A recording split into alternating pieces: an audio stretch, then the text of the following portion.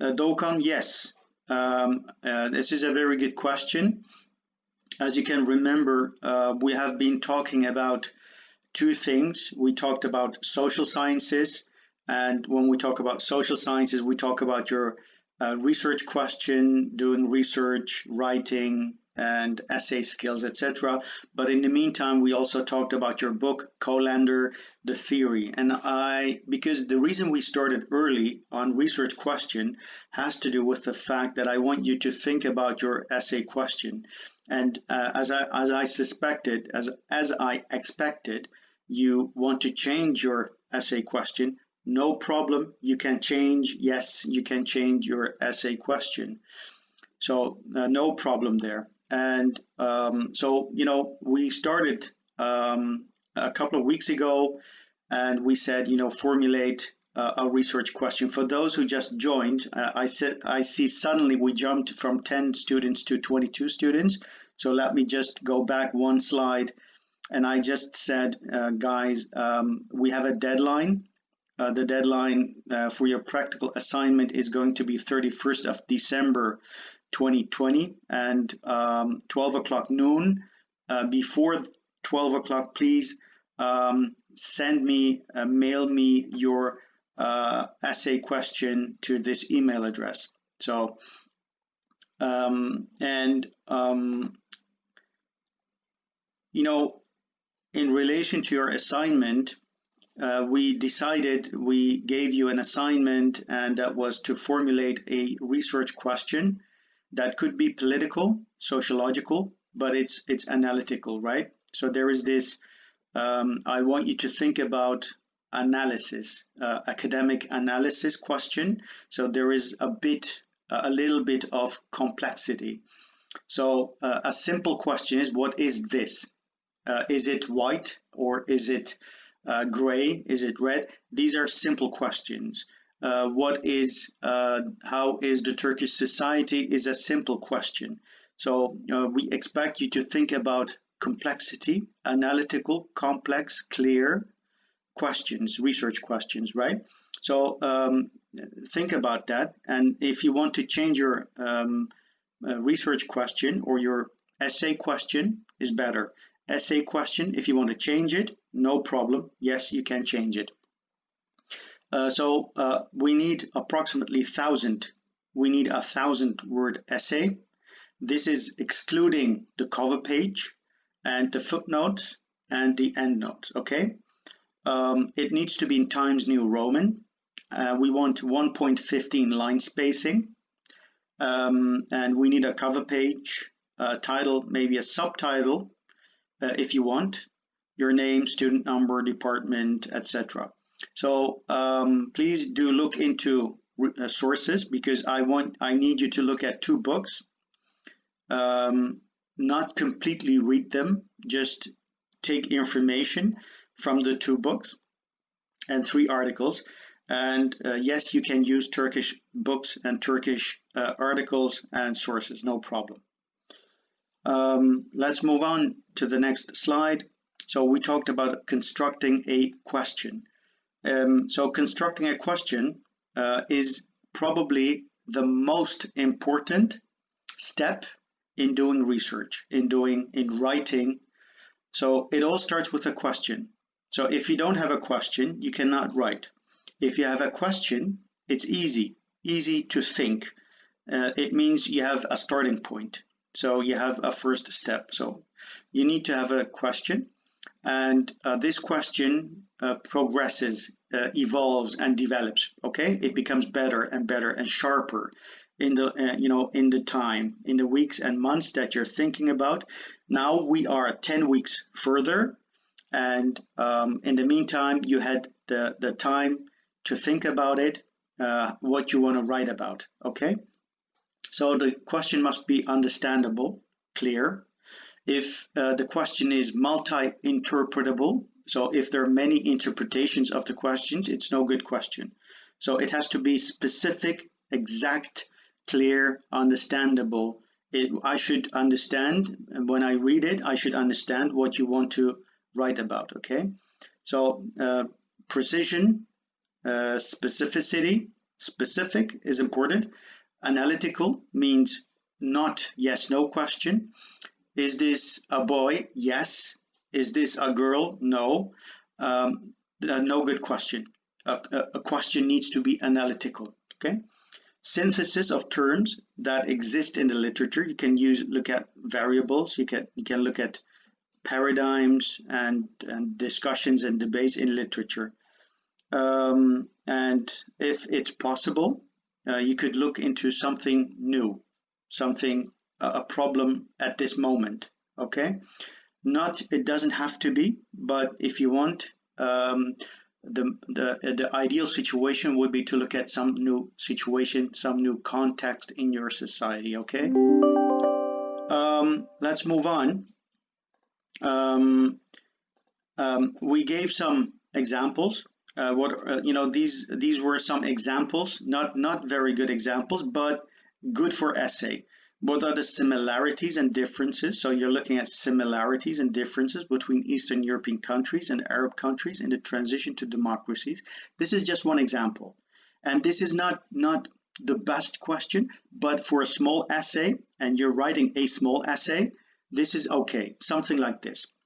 What are the social conditions, factors for countries to transition into democracy? You're a political scientist, so we're talking about democracy, political regimes, authoritarian regimes maybe, so you can look into that.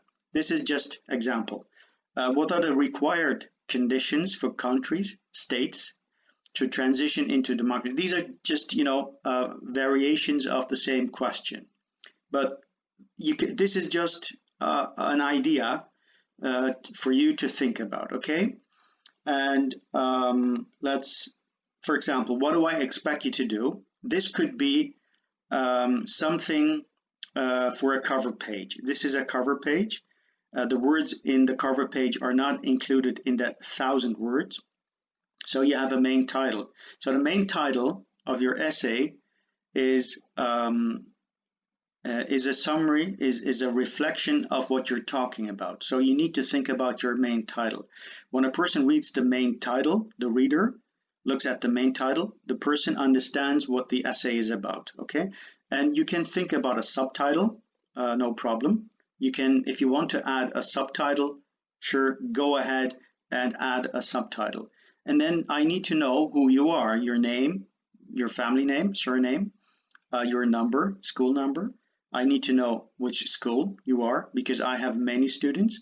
I need to know which department you are, obviously. Which year? Are you first year, second, third, fourth? Are you bachelor? Are you master's?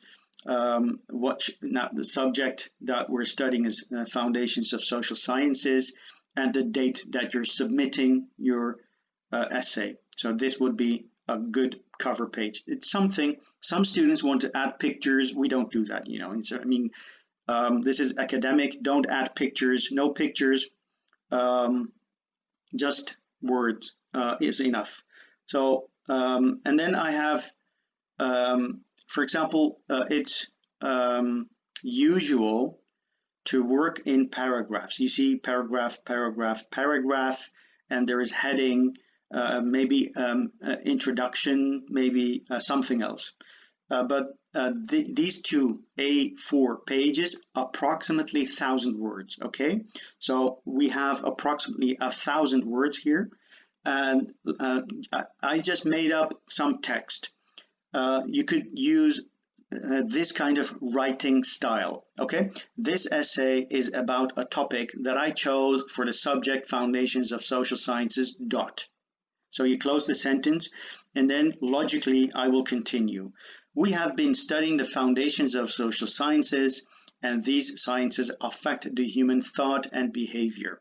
So this is just made up. This morning I made it up for you guys, okay? But this is just an example. During these classes, we have discussed some significant historical aspects such as the Industrial and French Revolutions, dot. Therefore, comma, I chose to look into the, and here comes the essay question, the relationship between how employment amongst university graduates affect their thoughts and behaviors. So you see, this is one way to add your essay question into your first paragraph. So you make an introduction, you tell the reader what you chose, why you chose that, and if it's relevant. So you can make this bigger if you want to. And then comes the second paragraph, okay? So we work in layers, layer after layer. So you have cover page, and then you have a heading, and after that comes the word, the sentence, the paragraph, and then the next paragraph, okay? So in order to understand this question, I have done some reading in the library of Necmettin Erbakan University, just made up. Some literature is very relevant, but most of these are outdated. I was, however, able to find the book blah blah blah. Dr. Merton has conducted a survey study among 1,000 Turkish university students, and he found that 65% of the young university graduates face unemployment issues in the first years of their careers. This is made up. So this is fantasy, this is just made up, but you could include information from other sources by this way. So what you're doing is you're not giving your own idea, but you're basing your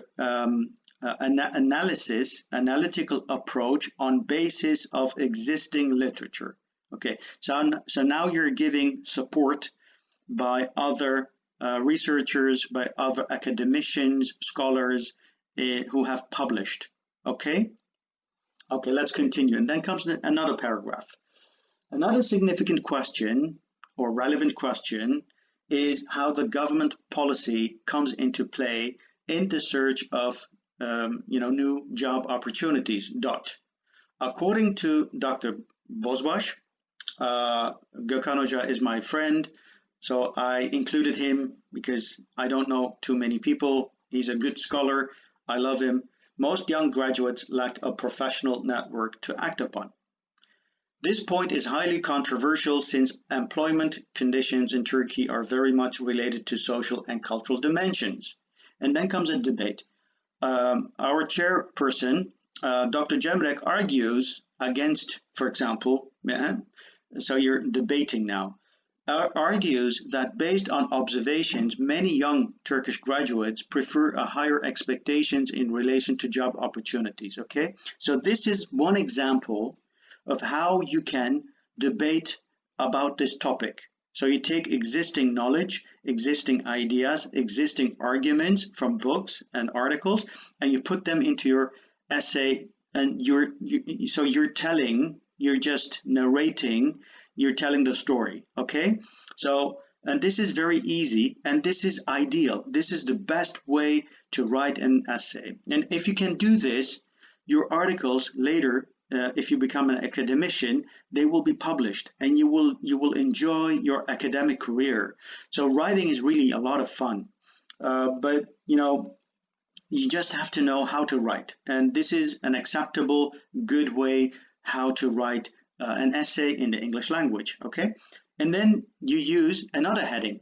So the reader needs to know visually. So visually, I need to see how is the structure of this essay.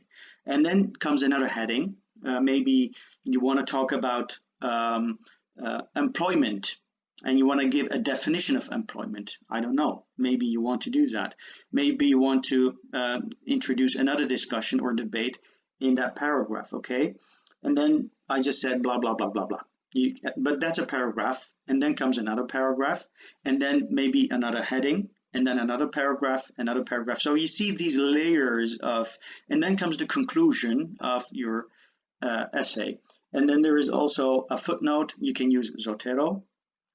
You have collected some literature in the last weeks. You have put them into your Zotero database, and now you can use this information for your essay, okay?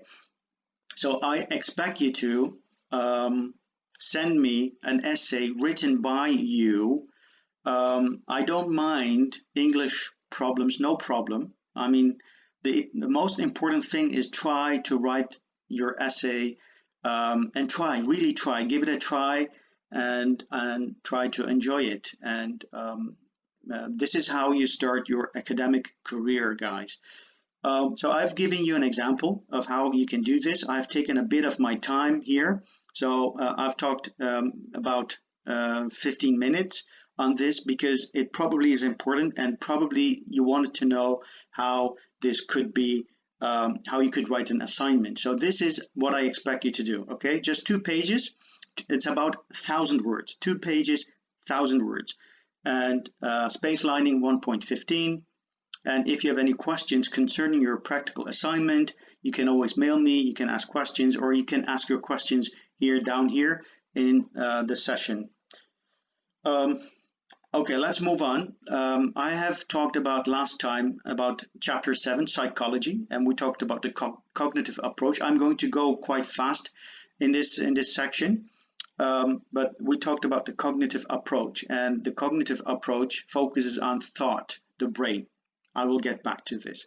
And then there was a psychoanalytical approach, and this is about the unconscious. This is about your emotions, deep emotions. I mean, when something bad happens, sometimes you feel bad and sometimes you feel good, right? Most probably you feel bad. There are bad negative emotions, anger, sadness, disappointment, because something happens outside. And if you want to feel good, you have to do something about what's happening outside. So if you take care of that, you talk about that, and you approach it from a positive perspective, or you try to do something about it outside, because you cannot change your emotions from the inside. If you want to change your emotions, because emotions are just reflections of what happens outside, okay? So if you do something about it outside, you will feel good. When something good happens, you start feeling good, okay? So that's the psychoanalytical approach. And most of the time, 99% of people don't know what they feel right now. They know it's bad, but they don't know what that emotion is. So if you go to a psychotherapist, the person will ask you, what do you feel? And then you will give it a name, and then you will understand, oh, that's what I feel. Oh my God, I feel bad, so it's a depression or it's something else. But it usually happens outside, okay? And we talked about behavioralism, and behavioralism has to do with behavior. So the actions, the focus is on actions. In the beginning of the last century, teachers were classical teachers, and they used to say, you do this, otherwise I will get angry. And in behavioralism, there is reward or punishment. Okay, so let's move on. And we talked about last time a little bit about learning theories. So behaviorism is an approach. And if you understand these approaches, you learn better.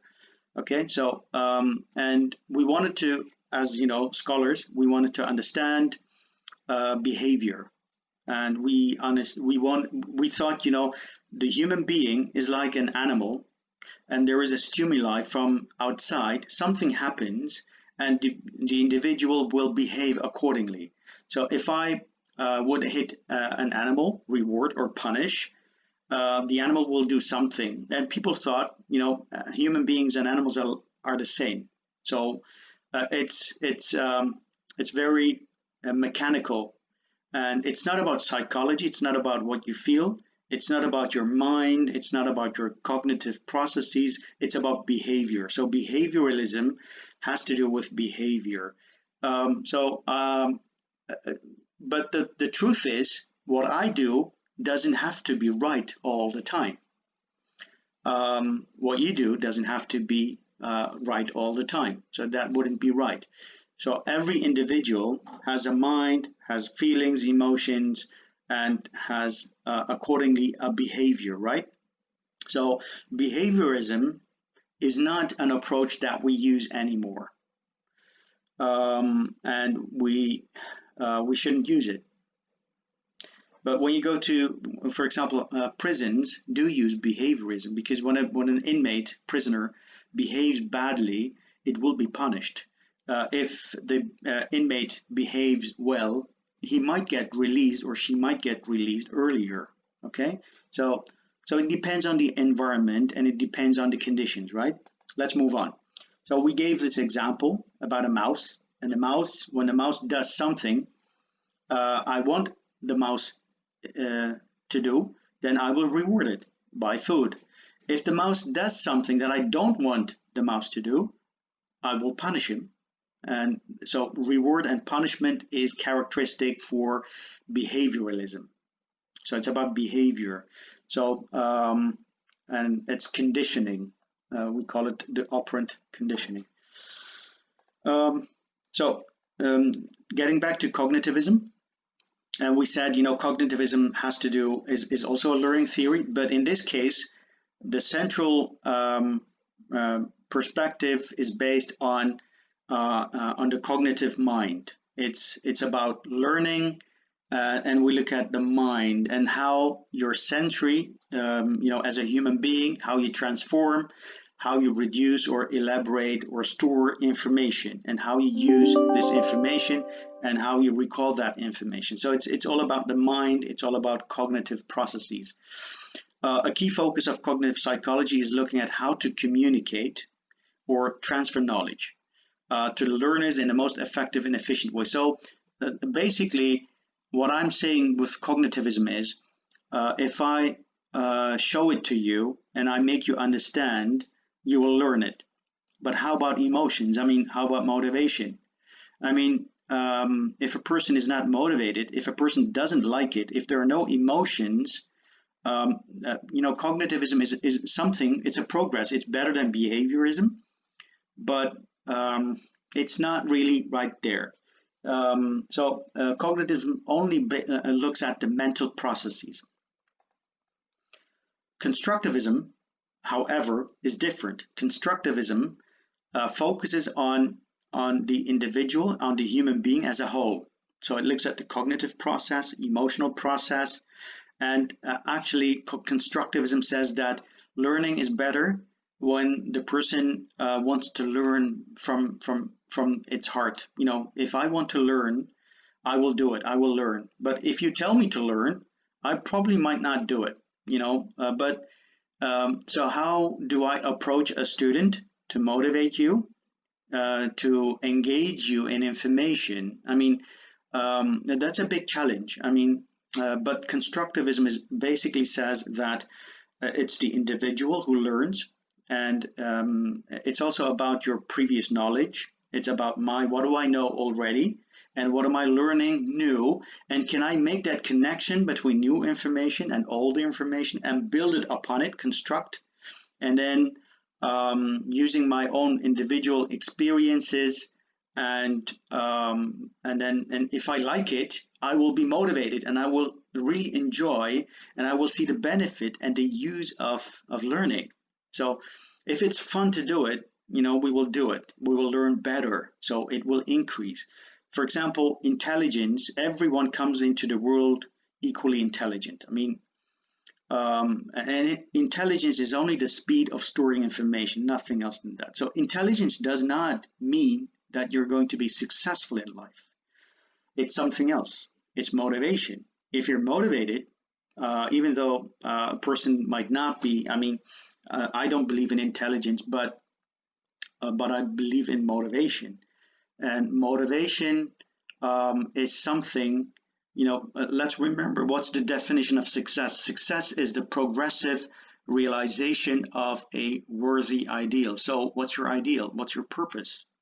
And if that purpose motivates you, you will be successful in life. But if you don't have a motivation or purpose in life, what are you going to work on? Even if you're Einstein, Einstein was successful because he wanted to understand the universe. He wanted to understand what happens when an object travels at the speed of light. He had a question, see? He had one question and he would sit down and close his eyes and he would fantasize about what would happen. And for months and months and months, he would think about this. So it's the obsession of being motivated to learn something. So if you don't have that purpose, if you don't believe in that purpose, you will not be motivated. So this is constructivism, and this is very, very effective method to learn. Exactly, Albert Einstein had one question, and that one question was, what happens if you go with the speed of light? So he was obsessed about this question. I've read his biography from, it's a 300-page book. I've read it, and he was obsessed. So he was not intelligent. He became intelligent because he was motivated to answer that question. See? So it's simple. Let's move on. So this is constructivism, people. And so constructivism says that your own unique experiences in the classroom, everyday life, it's important. Your previous knowledge is important to learn new information, and that purpose to learn is very, very important, okay? We have half an hour, so I'm going to speed up a little bit. So according to constructivism, learning is a social activity. You learn when you have your friends around you, when you have a teacher, when you're in a social environment, we learn the best. Sorry.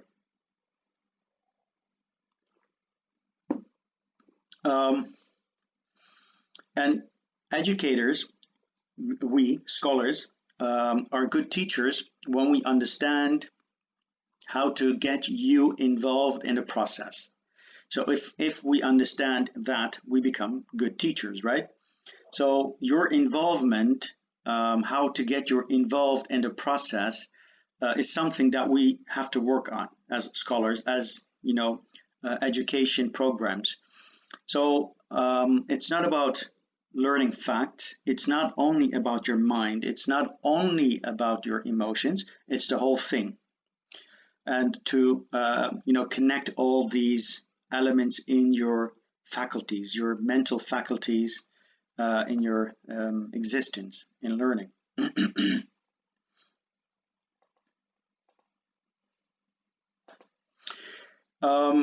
So learning is also contextual.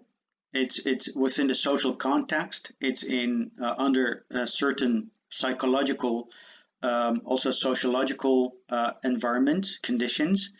And we said it's not about isolated facts, it's about connecting the dots. It's about connecting all these belief systems and purposes and persons, people around us, the information around us. So it's also very personal, right? So if you understand that learning is personal, you do it for yourself, you will learn and you will make that choice. You actually do this for yourself. And and your belief, your previous knowledge are very, very relevant. Constructivism is, Doğukan, it's not a mental approach.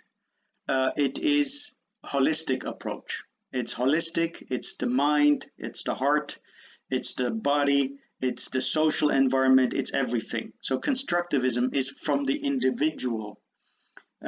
So what do you want to do? Constructivism is your ideas, your culture, and everything, your belief systems, your purpose. So constructivism is very complex, but it's about everything.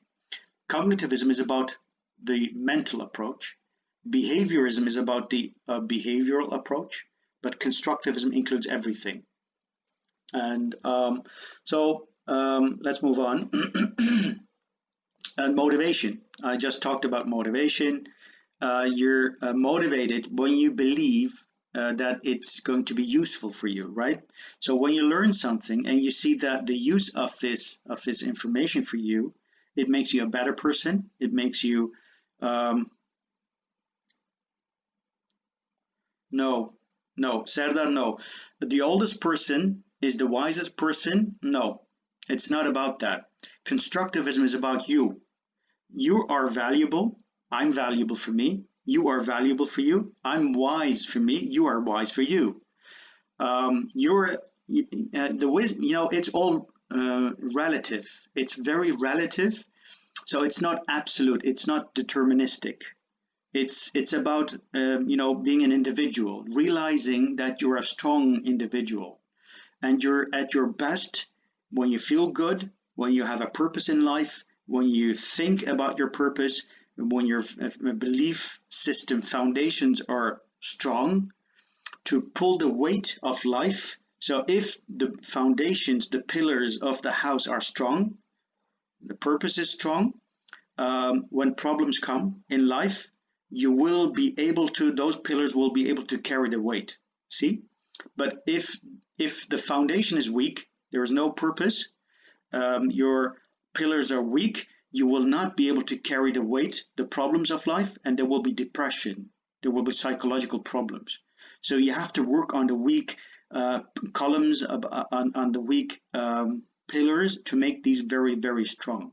And this is about belief, and it's about faith, and it's about being motivated. So it's not about the wisest person. I mean, you can be wise, you can be young, and you can be more wise than I am. Who knows, right? So it's all relative, okay? Educators need to have ways to engage and motivate learners. So how do you motivate yourself? So yes, Ella, it means that the idea, it's about the idea that everyone understands things from their own personal perspective. There is not one truth. There are many truths, right? But I say it in my way, you say it in your way, and that's how we talk to each other. And that's how we try to understand each other, because your personal experiences are different than my personal experience. You live in Turkey, I live in the Netherlands. So our experiences are different. So, you know, success for me is different and success for you is different. Look at the definition. Success is the progressive realization of a worthy ideal. What's your worthy ideal? I mean, when you think about it, your worthy ideal could be different than mine. I mean, you can have a person who wants $100 million, a worthy ideal maybe, but for me, maybe is to have a good healthy life, maybe to read a good book. It differs, right? So it's about the idea of that everyone is different, but everyone in their own way is successful. See? And you need to understand that. Let's go on. Let's move on. Okay? So it's about the excitement. I mean, it's about being excited. Yes, I can do this, you know? But how do you motivate yourself? Motivating yourself is difficult. But once you know how to motivate yourself, it's fun. It's a lot of fun. So ask yourself this question: is it useful for me?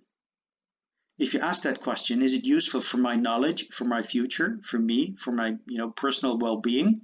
If the answer is yes, there is a big chance that the thing that you're doing will motivate you.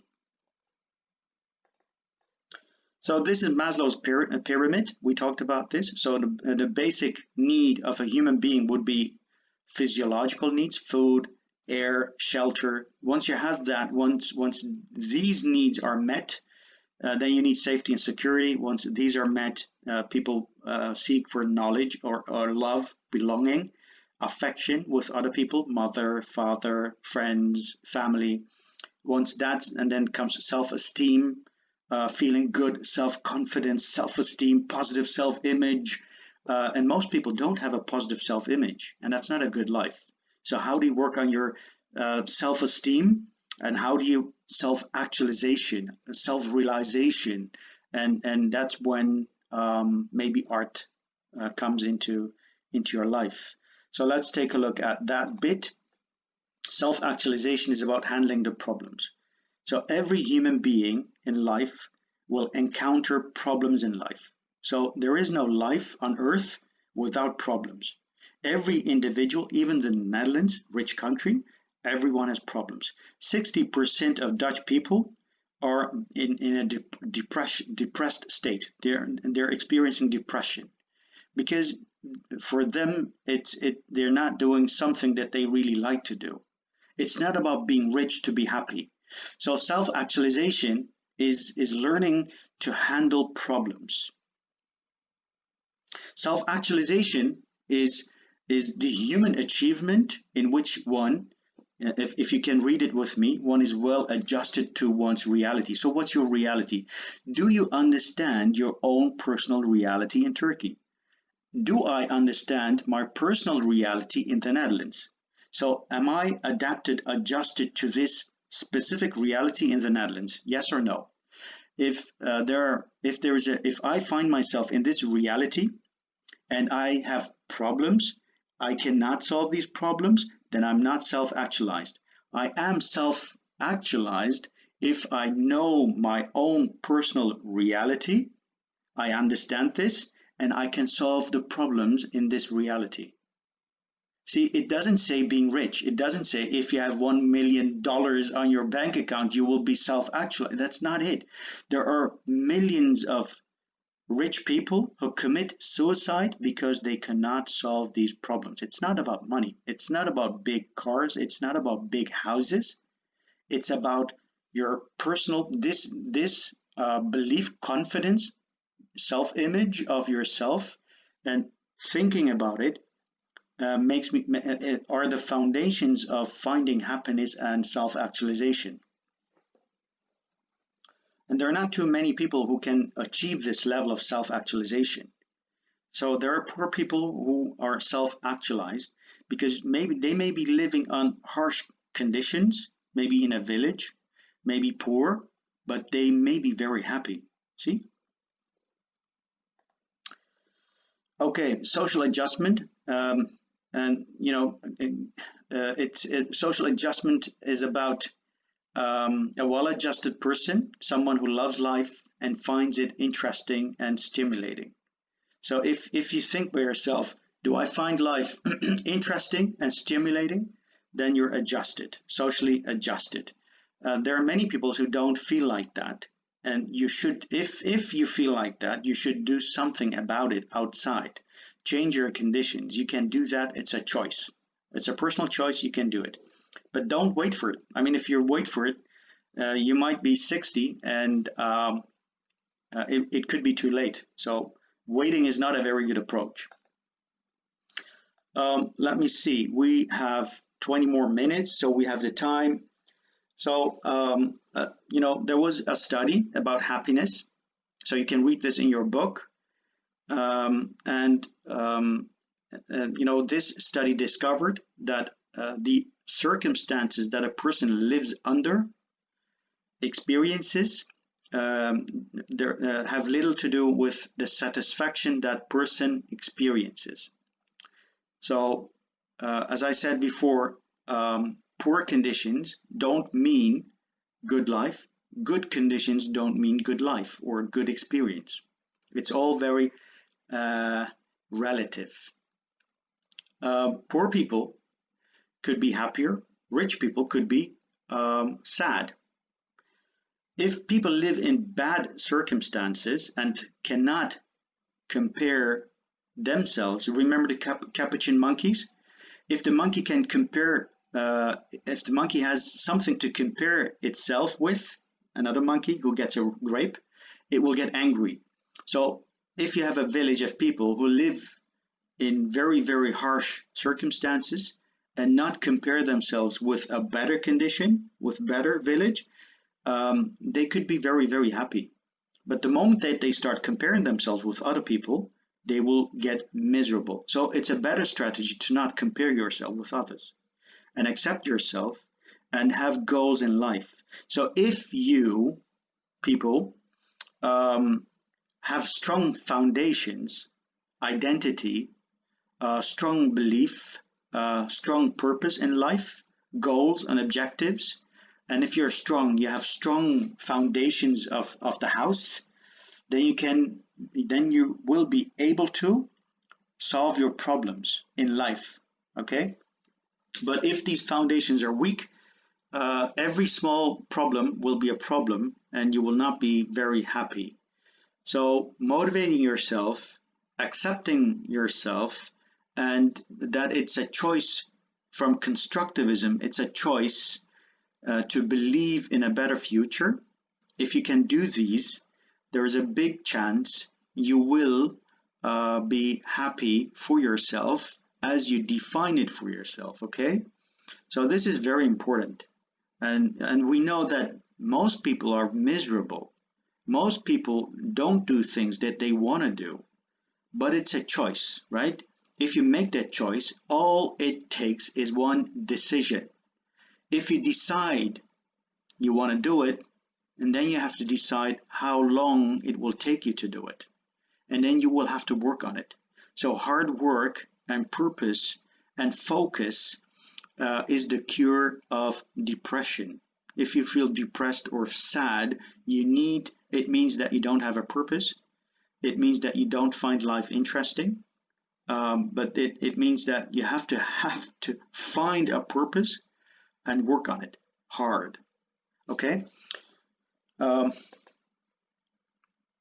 Okay, let's go to religion. We have 15 minutes, and religion has played a very important role in the human history. Sometimes religion has this characteristic of integrating and stabilizing people. You know, when a country has a religion, it can stabilize, harmonize. It is a source of values and norms. So it stabilizes and brings order. But sometimes when different religions, are confronted, there could be conflict. So it could be a cause of conflict, but it could be also a cause of integration and stabilization. Let's move on. So we say a person is religious when he or she believes in the existence of a creator. And for the Muslims, it's Allah, and for Christians, we call God.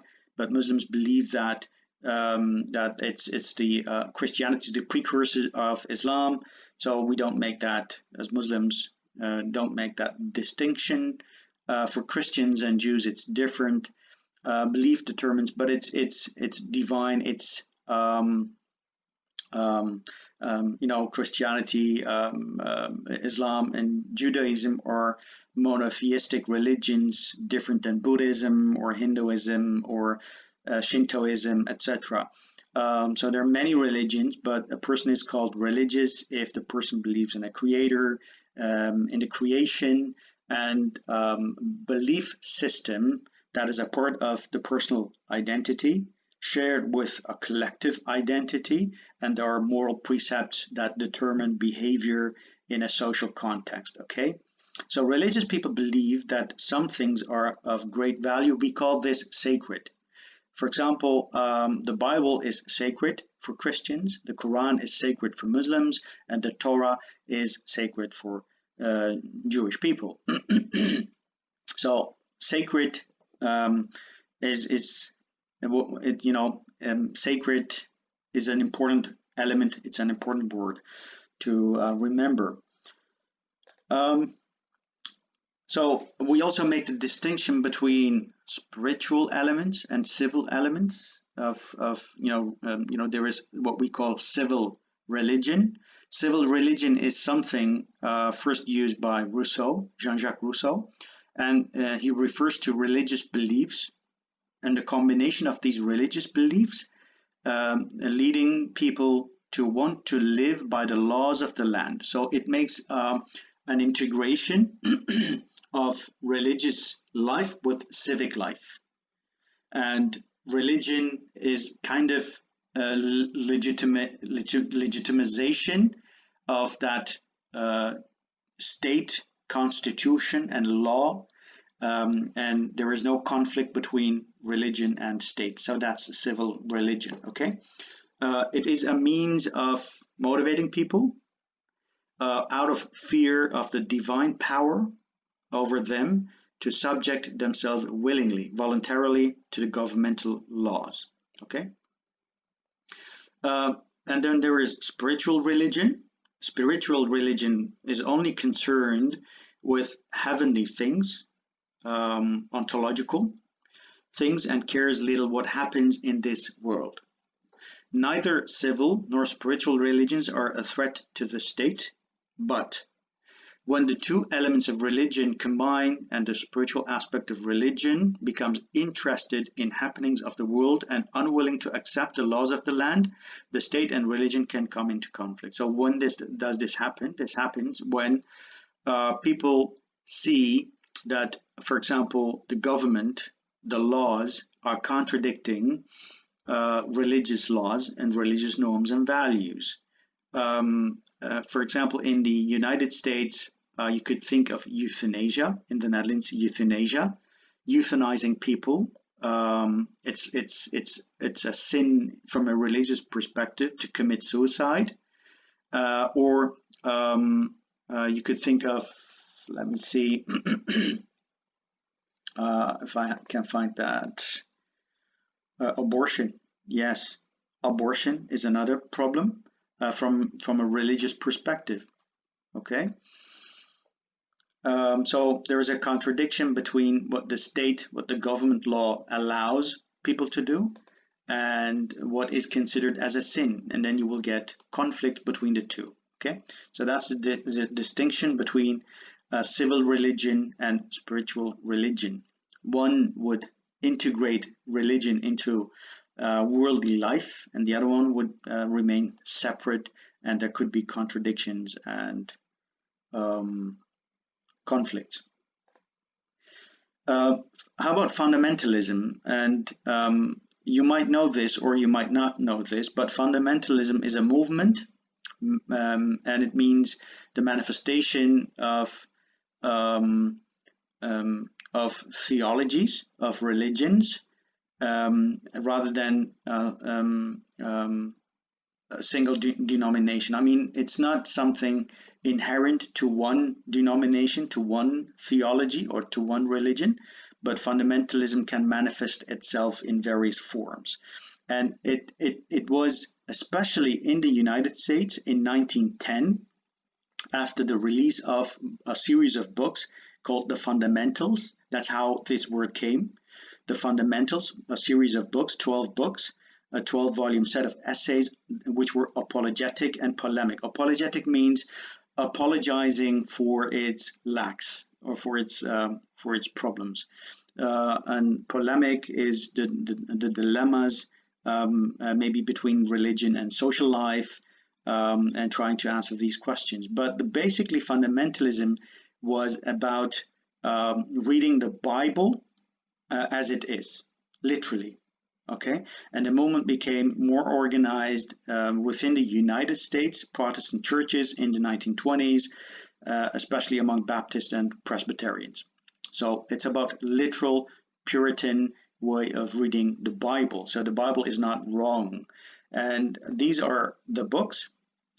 So it says fundamentals, and this is how fundamentalism as a concept, as a word, was introduced in the beginning of 1900s into the political, social life or scholarly articles. So when you hear the word fundamentalism nowadays, it's associated with Islam or Muslims or extremism or terrorism, but fundamentalism is basically actually a Christian edifice, a Christian product that came about in the beginning of 1900s by way of these books. Okay, so that's interesting to know. So it was fundamentalism. They wrote these 12 books as a reaction against theological liberalism or modernism or Reformation, you could say. You know, you hear the word Reformation a lot. There is, the Protestant Reformation in the 16th century. Calvin and Luther, especially Luther, we talked about that. So, but this is about modernizing, trying to modernize religion. And these people said, no, we're against liberal way of modernizing Christianity. And they rejected as saying that they were misinterpreting the biblical texts. The inerrancy. The inerrancy means Bible without any error, no mistakes in Bible. So this is the fundamental way of Christian fundamentalism, and so it's a literal interpretation of the Bible. And scholars debate how much the terms evangelical and fundamentalism are synonymous. So when you hear the word evangelical, it actually kind of is fundamentalist Protestant church, literal looking at the Bible and the traditional Christian doctrines concerning the biblical interpretation, the role of Jesus in the Bible, and the historical accuracy, but also the second coming of Jesus as Messiah, the Savior. Okay. When you look at the statistics, this is what we do. Social scientists, we look at it, and let's take a look at the world population of religions. You see that there are Roman Catholics 17%, other Christians 9%, none 16%, Protestants 6%, Buddhists 7%, other 7%, and Muslims 23%, 15% Hindus. So these are figures, I think, from 2015 by Pew Research Center, but maybe these numbers have changed. I don't know. But, you know, I'm just giving you this because it's in your book, and so you can see the demographics, the statistics of religion and how religion plays a role, interplays with society. So religion basically could be a major force. It could be a very important element. You know, we talk about politics and religion, society and religion. We talk about secular life, etc. It could be from that perspective a socially disruptive force. Look at Europe, Western Europe, where I live, and this is a place where Islam as a religion came back during the 60s, 70s, especially after 2000s, and ever since it's been on the political agenda. And it's not been easy. So for some people, it's a disruptive force, and for some people, it's just, you know, your book, especially your book, Colander, is about. It's a book. It's a textbook from the United States, so it has these numbers. It doesn't compare to the United States, but that book comes from the United States, so they look from the perspective of the United States. But you could obviously, you know, use Pew Research to look at the whole to different countries. You can look at Europe, etc. So, but this book basically comes from the United States, and you know, so it could integrate and stabilize. We have a couple more minutes, and then I will finish. I will round it off. So in the Western world, where Christianity in its various forms, there are many denominations. We call them denominations, streams, thoughts, like Sunni, like different schools of thought, Shia, Shi, etc. So different streams.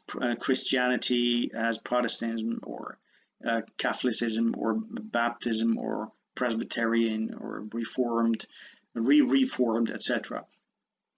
So there are many modifications, many teachings of the Christian religion. We're not going to dive into that, but the last slide says that religion has an integrative force, and because religion is divine, legitimacy of what people do, religious people do, comes from this divine source. It provides ethical and moral principles.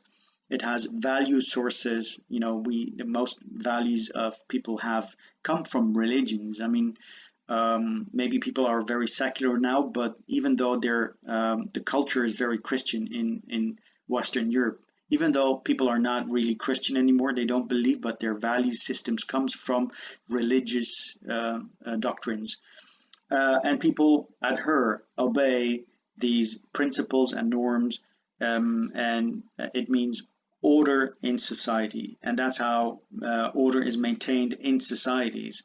Whether you're having free elections, not stealing, not lying, not taking, not committing injustice, you know, preserving quality of life, increasing standards of living, personal freedoms to produce goods from economic perspective. So one example for this would be Max Weber, who wrote The Protestant Ethic and Spirit of Capitalism. Weber said that capitalist economic system is actually a product of new Protestant sects. So he said that especially After the Reformation, those that were influenced by the doctrines of Calvin made a major contribution to the economic prosperity of Britain in terms of modern industrial capitalism. So the Protestant ethic value system stated that people should work hard. To have a purpose, to work hard, they were able to collect capital, money, have their own personal savings, enterprise and corporations, etc. So Weber, his paradigm theory is that capitalism is a product of Protestantism.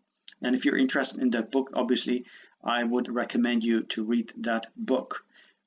We're done for today, people. I hope that I will put these slides again on Google Classroom.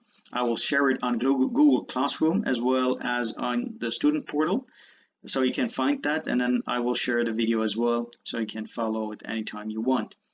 I want to thank you guys, and I hope you enjoyed the class today. I hope that you will have purpose, you will work hard, and you will enjoy life, you will be successful, you will be motivated, and don't ever give up. Don't give up, just work hard, and when you're tired, work even harder. Okay? Thank you. Have a nice week, guys. Have a good weekend. Bye-bye.